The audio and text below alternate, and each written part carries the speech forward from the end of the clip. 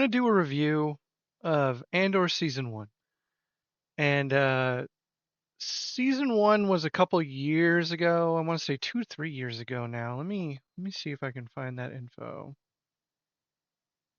When was the air date? October 2022. So yeah, almost 3 years ago. And I remember enjoying the show, but not like being blown away by it. Like I watched it for the sake of watching it, and I thought it was really well done. I just didn't really care about the character that much to really retain the information. And that's sort of what I was running to. I think when I tier listed Andor, I had it at the B tier in that it added, a bunch of positive stuff, and I'd rather watch it over some Star Wars things, but the rewatch value of it is not very high because it's for me, it's a very political drama. Um, detail oriented show, a different way of showing Star Wars. So I thought I'd revisit it before Andor season two comes out, and I'll start by just kind of going through what happened in each episode and kind of how I felt about each individual episode, and then I'll kind of revisit my grading at the end, see if talking it through would increase my grade for it. But here we go. We're gonna do Andor season one, kind of a walkthrough here of each episode. I see Robin just joined us. Happy Friday. No problem. Thank you for the lurk. Yeah, so season one, it starts with there's 12 episodes, which actually is quite a bit. I wanted to go over production value too and minutes watched. So Andor season one minutes watched. Well, let's go season one budget. So it had a budget.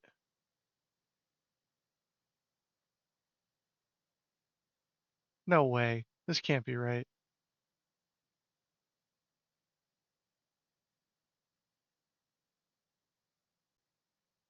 The production costs were 344 million. Okay. According to random Google shit. But it does say from Forbes magazine, this is this was 2024.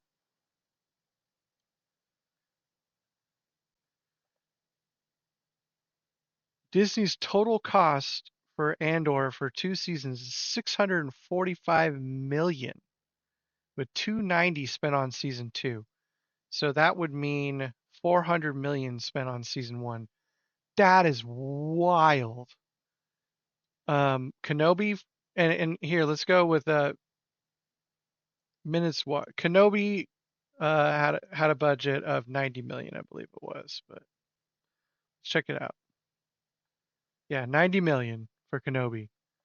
So when Disney went to go budget shows, we'll talk about this all at the end after we do our review. But when Disney went to go budget shows, they had these two on the docket. They were like, I'm pretty sure um, more people want to see Andor, so let's do 640 million dollars or 400 million for the first season. And then people are like, Kenobi and Anakin, 90 mil. Nobody wants to see Kenobi and Anakin. What are these people thinking? It's crazy. Anyway, minutes watched. Star Wars shows minutes watched.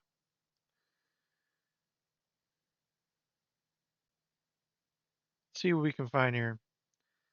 Um, the most watched shows on Disney Plus. We don't need to know season two. All right, Star Wars shows minutes watched.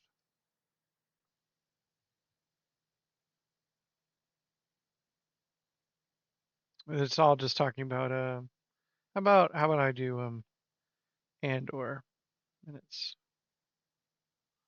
I found a good chart the other day.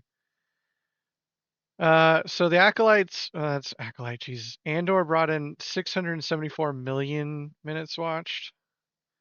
Let's see if it's showing in here. They're just slamming the acolyte, but let's see if they show the chart in here.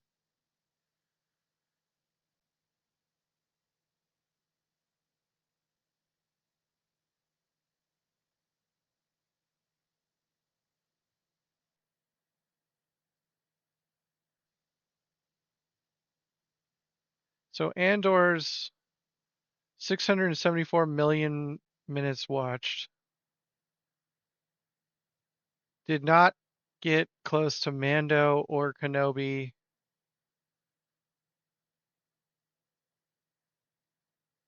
or even Book of Boba Fett, which is actually a shame. Um, but you can kind of the reason why I bring that up is you can kind of see that the Star Wars fans really preferred more traditional Star Wars in terms of minutes viewed.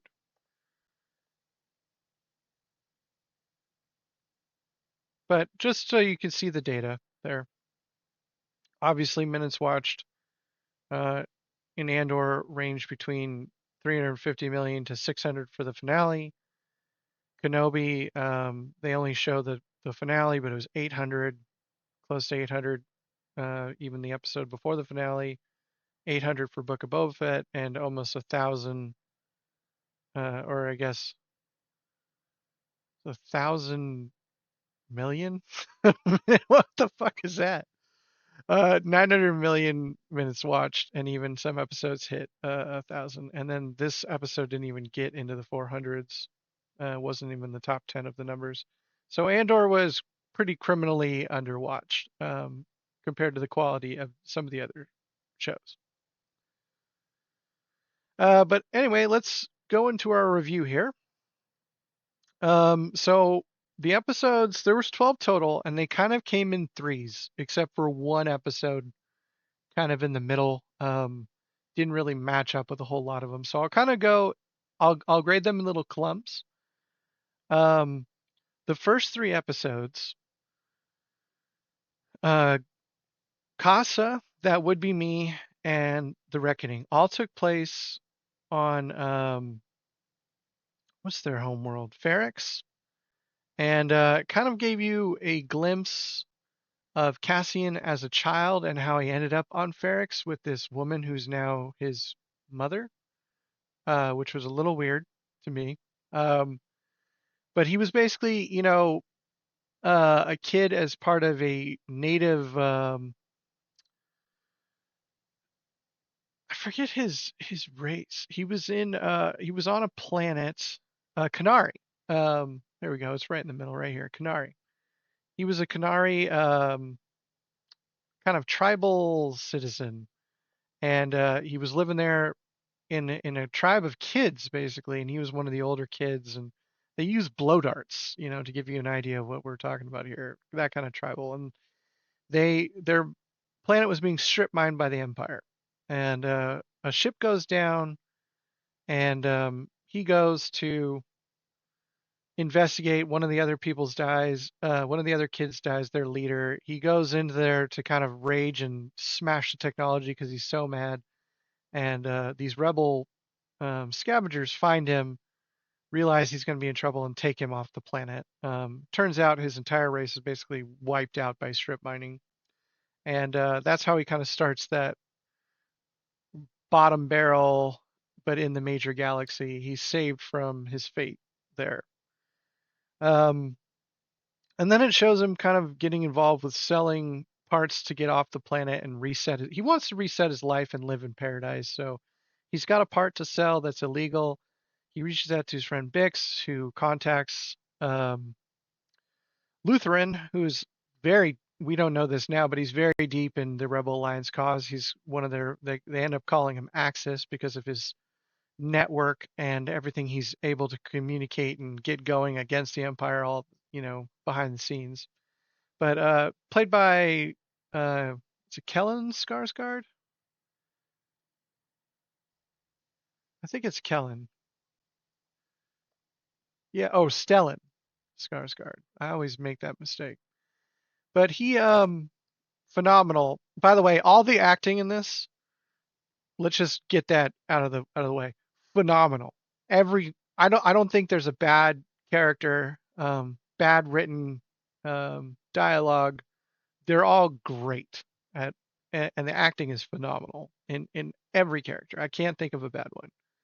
But anyway, in this clump of episodes is basically him coming in contact with Lutheran Rail, Stellan Skarsgård, and it turns out, he's not really more interested in the part as he is an operative that's that resourceful to come try to contact him and stuff. And while they're meeting, a young upstart man from corporate security has tracked down um, some of Andor's shady past because he killed two officers in a kind of a lazy shakedown at in an alleyway in the first episode, and he ends up killing them on accident.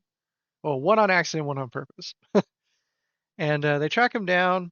He gets away in a blaster fight. It's a big disaster for the corporate security because the town kind of rallies against him, um, and his bad guy gets away. This was a fun way to start. It really was. It reminded me of kind of Mando, the roots of what they were doing. It had some action. It felt a little bit. It was a little bit of drama, but more subterfuge than anything. And it did have some good action and some Star Wars stuff. So it was, you know, a good foundation to jump off from. It wasn't. I felt very good after the first three episodes watching. Um, And then the next three, four, five, and six, Aldani, The Axe Forgets, and The Eye, are all basically um, a heist film. And probably my favorite episode of the entire series is The Eye, the final heist one, because that's the first time, 6 episodes in, that I genuinely felt I was watching a Star Wars film and not, or like a setting and not a drama. So in Aldani and the Axe Forgets, it's basically all of Cassian's stuff is setting up the heist, introducing you to the characters that are going to partake in the heist. Some of them don't matter, and some of them do matter. The only one that really stands out in terms of characters from their heist is the guy Cassian ends up killing, which I do forget his name, so let me look that up. It was Arvin Skeen. Oh, Skeen. Yes, Skeen was how they kept calling him in there. And I thought that scene was amazing when he ended up doing it. But he was the only one, and then Val, who you find out later, she's kind of the leader of their little ragtag group, and she's forced into taking Cassian as a merc for the operation.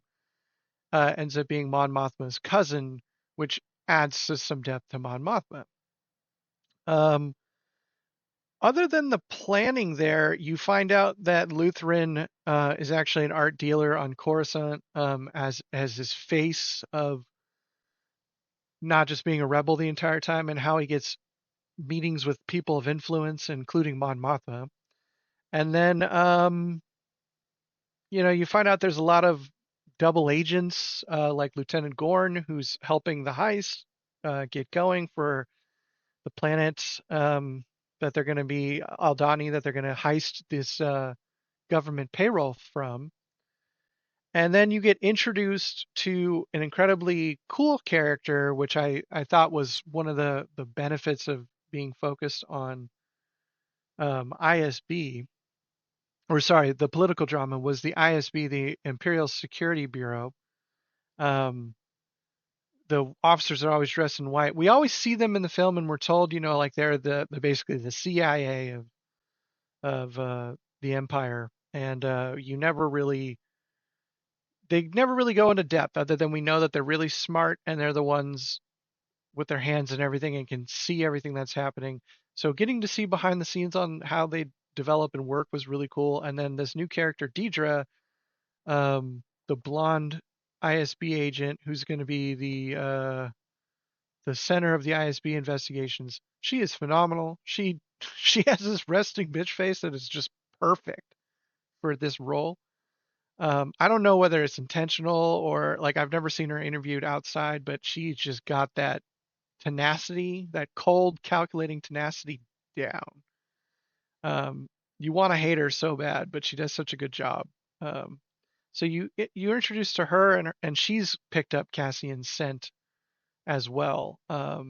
You can tell she's a loyal Imperial dog, up and coming in their organization. And then finally, you get the heist itself. The heist itself was my favorite. Again, my favorite episode. Had beautiful visuals with the Eye of the Storm coming in as they were doing the heist. The heist was kind of edge of your seat action, and they had spent 2 episodes setting it up. So it was good that it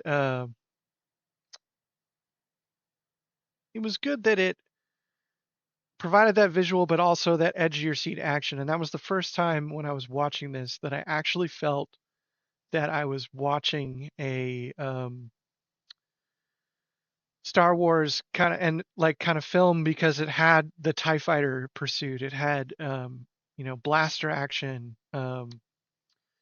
It had your stormtroopers and stuff back in place. So it definitely felt a little bit more Star Warsy. And when I left this episode, I was like, okay, the series has really turned on a dime right now, and it's accelerating at a great pace to feel strong. So if this had been where the series finale had ended, I think I would have been more in like the A tier at this point, because these, three were very solid, or the first six were pretty solid. Had some filler episodes here in 4 and 5, but six ended strong. And now we're kind of the episode that doesn't really fit with anything. It was the episode afterwards, and Acid just stopped in. Hey, Acid, we're just talking Andor's review here. Um, So the announcement episode was basically the in between they had just done the heist, and um, Cassian was not yet arrested. So at the end of the heist episode, Cassian actually, one of the guys, Skeeve, tries to um, run off with the money and split it with Cassian. And before he can get that sentence out of his mouth, Cassian executes him, which I think is one of the coolest, if not the coolest episode or the scene of this show. I was like, damn, okay, that's really ramping Cassian's character up to being that hardcore, do anything assassin for the cause. But this next episode, he's hardly in it. It's more about Mon Mothma and the outside impact of the Empire being hit for the first time and having their payroll heisted and everyone knowing about it. It was like widely known in the galaxy that rebels did this. So it was setting the stage for later stuff, but it was a very boring episode. Um, all political stuff, kind of showing the fallout of the corporate security guy has hit rock bottom. He's now living with his mom, type of stuff. Cassian had to leave the planet that he was on, and he was going to take his mom with him, but his mom said, I can't go. And so he went to this warm beach planet. And I think it might actually be called Narkina, but I can't remember the planet that he was on. But that was the prison that he ended up in. But basically, he was going to a shop. There were some rebels running around tagging property, I believe. He gets swept up in the shore troopers investigation. You see what you think might be K2SO, but it's not K2SO. Holding him by the neck and pinning him against the wall. And he gets arrested and unjustly put in prison for minor offenses for 6 years for, BS, basically. Just showing you that the Empire did not give a shit. They're swooping up anyone who they thought was with rebels. There was no fair trial system, and he was sentenced to hard labor. Narkina 5, Nobody's Listening, and One Way Out are the next clump of three that are all about mostly his prison experience. There is still further ISB investigation. You do get to see some cool scenes with Lutheran meeting with Saw Gerrera, showing the kind of sacrifices these hardcore rebels were making during those times. But in largely, again, we kind of run into 2 setup episodes and a fresh finale, and that seems to be kind of the the Andor formula is two boring episodes and an action-packed finale. Two boring episodes, action-packed. That seems to be how they chose to do it. Um, but the boring stuff was still compelling. You know, it was um, great acted scenes between Saw Gerrera and Lutheran. It was ISB um, internal power struggles and all that stuff, and it showed it showed a lot. And the show in truth, and Ass is bringing it up now too, that it just shows the Empire is evil and how corrupt they were, and um, how deep it goes beyond what we saw in the movies, and like how ultimate their control was over everything. Um, that they couldn't even like even Mon Mothma, a senator, had like an ISB driver watching her at all times, um, just because she was more, for lack of a better term, more left wing than right wing, um, on that, or anti empire, like complete authority. So she was being, forced into stuff. She was having her money frozen, all that stuff. It had a lot of like interweaving political drama, but the political drama stuff was always kind of the slow stuff for me. But it was always interesting, and very well acted.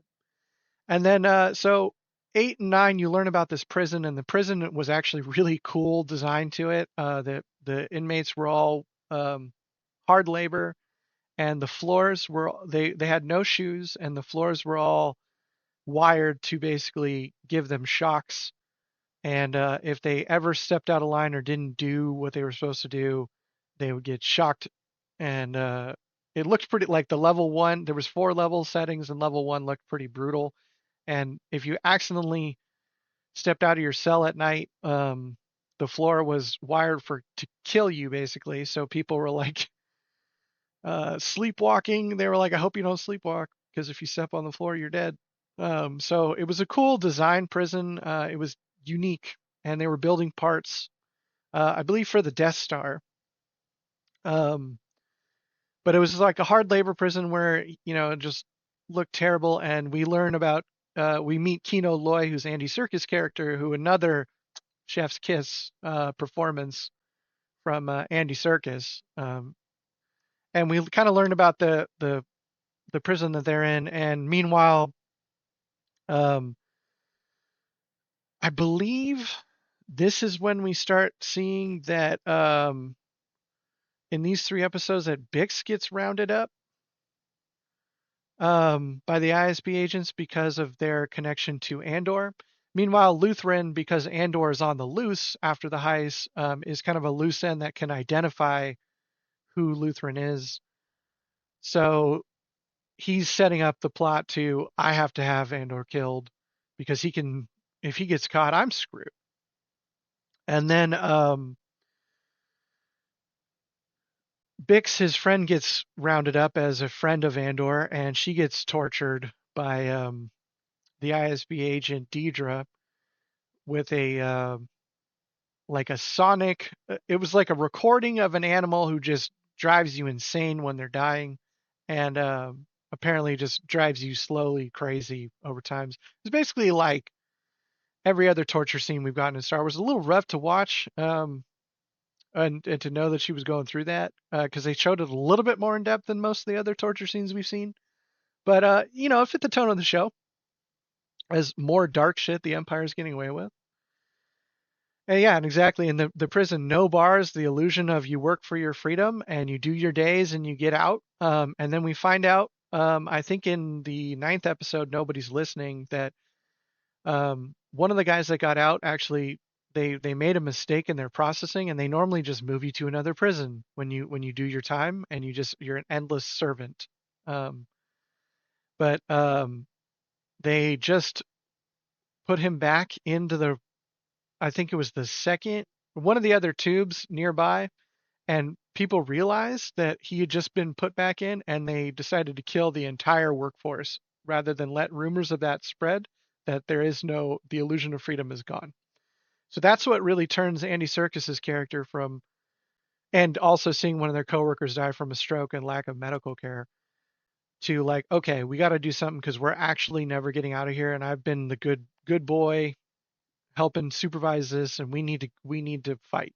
And they decide to set up their escape episode again is another banger. Great speeches, great action, great tension. They end up jumping out of their prison into the water. You don't really ever find out what happens to Andy Serkis, I don't believe, because the last thing you see him say is "I can't swim." I'm assuming they left that just in case they got a season two, so they could bring him back. So I hope they bring him back because, and I hope he joins the Rebel Alliance based on his character growth because he was a really cool character, and I hope he didn't end up just dying in the water there. But also, they have to pay Andy Serkis to come back. But that was kind of the end of that episode. And then Mon Mothma, it's just showing a little bit more. She needed to get her her money from her accounts, basically access to it, and she had to do business with a Chandrillan gangster, basically, who's in charge of the banks. And he asked for no payment because he doesn't care about money. He wanted his daughter's hand in marriage, and that made her sick. But she ended up having to kind of, by the end of the series, give in to that. And it just shows you how much she had to sacrifice to be able to make it work. And the last two episodes of the series were Daughter of Ferrix and Rick's Road, which were the aftermath. Cassian, has escaped. He calls home and finds out his mom is dead and that they're going to be doing a funeral. And of course, Cassian wants to return home for the funeral and pay his respects. But everyone in the galaxy is out to get him. And this is what Acid was talking about with all the stories just kind of weaving in together, coming to a head here at Ferrix. So we had all of the ISB looking for Cassian. We had um, Lutheran and his assassins trying to take Cassian out. The ISB agent is there. The weird romantic relationship with the Corpo dude. I forget his name too. Let me look that up. Um, that was a little weird. I'm not gonna lie. That one was a little weird. He's one of the Cyril, the original corporate security guy that failed, became obsessed with the ISB um, ladies, and they had kind of a weird will they won't they romance, but they're totally gonna they for sure. it's it was weird. But Daughter of Ferrix just kind of set up the tension again for the finale. And they had like Lutheran escape a Imperial patrol, which was kind of cool to see how resourceful he gets to get out of that stuff. But there really wasn't a whole lot there other than we needed Cassian to know that his mom died and he needed to come back and set this all up. And when he gets there, he finds out that Bix. Now we're into the finale where they're doing the funeral. They let the town have their permit that they need to have the funeral right down the middle road of the street for a elder that's died in the community to set up a trap for Cassian. Um, it quickly becomes a full scale riot when a recording of his um, mother is played by the droid who I believe is going to be K2SO in the future series here.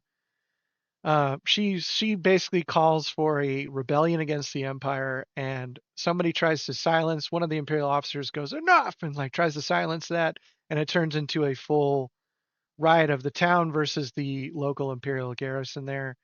The ISB lady almost dies, is saved by her little bow. She's almost swept up by the crowd because for whatever reason she wants to do everything herself and get Cassian alive. Cassian, meanwhile, infiltrates and uses the distraction to get Bix free and get all of his friends to a working ship that he's been working on over the years and have them escape. Um, Lutheran shows up to make sure Cassian's killed, but he can't because of the chaos that's there, and he goes to return to his ship. And then Cassian actually ambushes him on his ship, and he goes, "No tricks. Here's a gun. You either kill me or you take me in." And then you just see kind of a sly smile from Lutheran because I think he knows he has his man, he has his operative that's going to be just as strong as him. Um, the finale to me was less good, although it was good. Don't get me wrong. The entire show, I think, was good, very good, very well acted.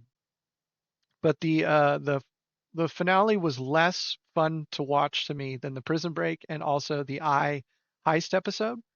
So it did fall a little bit flatter than some of the highs we got for me. But I thought in general everything was woven very nicely. The stories were compelling. They were different. It was a different way to watch Star Wars. I don't know how rewatchable it is. Like if I'm like I want to watch Star Wars, I'm just going to put on Andor's in-depth drama. Um, I don't think I would, kind of go that route if I wasn't just rewatching it to refresh my memory of what happened for the next season. And we'll see. Maybe the next season's a little bit more now that they've. And honestly, I hope they don't. I hope they continue the same storytelling. But in general, I think that's why Star Wars fans are kind of a little bit less high on it. It's a little less Star Wars fantasy action adventure and a little more drama, grit, and a good side to see it. And you know what? Like George Lucas wanted to do an episode like before he sold to Disney, he wanted to do the Criminal Underworld on HBO. And I think this is kind of what he was going for was more of an Andor kind of storytelling. And I think he did want this kind of grit and stuff to be shown, and they did it well enough, and they didn't go too dark. And I guess there was some behind the scenes footage where they were cussing and saying the F word and stuff that ended up getting cut. And I'm glad they did because that's too more real world. That brings you down to like our real world rather than the Star Wars because we have swear words and stuff like that in Star Wars. And they had torture. They went a little darker with it, but they didn't go all the way dark. They had euthanasia. It wasn't that dark. Like it. They went darker with everything just to show you how desperate these people were against the Empire. And I thought it was really well done. It was a very good show. I still I think maybe just after like rewatching it again and seeing the music and the acting and the drama, and I truly do believe like 20 years from now you can put this on and it doesn't rely on CG or anything like that to make it good. So you could still enjoy it like 20, 30 years from now because it's just well done. So it's going to stand the test of time. Now, and Acid and he's in here agreeing with me, but we were talking about this yesterday. I think the general root problem of the show for me is not all that I was just talking about. It's just that the character Cassian is when they told me when they said it was gonna there was gonna be a show about him, I was like, why Cassian over all the other ones? Like they didn't why him over Jin? Why him over like all the characters that were on the show? And I know the answer to that is that Diego Luna helped produce and fund this, and he really is passionate about his own character, and that's great. Um, I'm all for people being proud of being in Star Wars and all that stuff, but I think in general, like of Rogue One's characters, I was like, this is by far the least interesting character. So I wasn't really hyped to see it, and I think that was part of it. Was just the Cassian character was just there was more to him that definitely needed to be explored. But I was like, how are you going to make a whole show about this?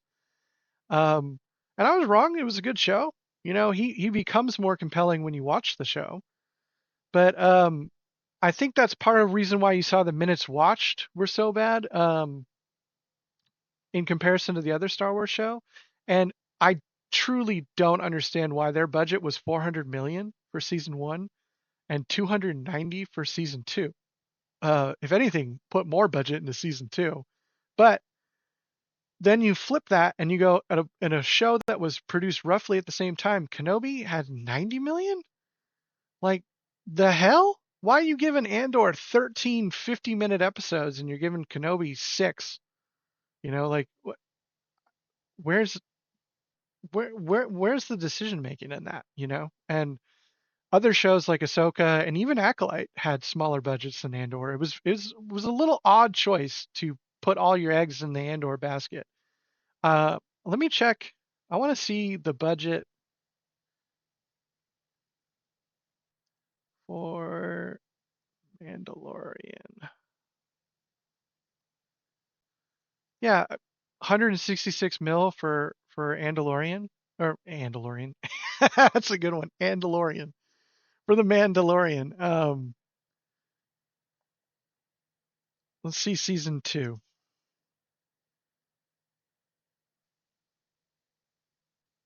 And the Mandalorian Grogu movie is 166.4 million, and with Andor season 1 and 2, 700 million. And they had the lowest minutes watched. I think they even had lower than the Acolyte. So it just kind of shows you that in general, like while it was high production quality, um, Andor just has a root problem of it's not Star Warsy enough to drag the fans in to justify the price tag. But hopefully, with season 2 coming out, we can kind of change that narrative. And with that in mind, so my final grade for this, it was in like low B tier. I think I want to move it up to mid B tier. I'm not sure what I would move it above, but I still don't think that it's like quite up to A because of like we know where the character arc's going and it's kind of dark. And I don't think that season I don't know, we'll see. We'll see where it goes, but I just genuinely don't think that if they're doing it faithfully to the show, it should be more drama than it is action. And I don't see it really propelling above into the Star Wars mainstays of like Revenge of the Sith, Mandalorian, that people will rewatch over and over and over again.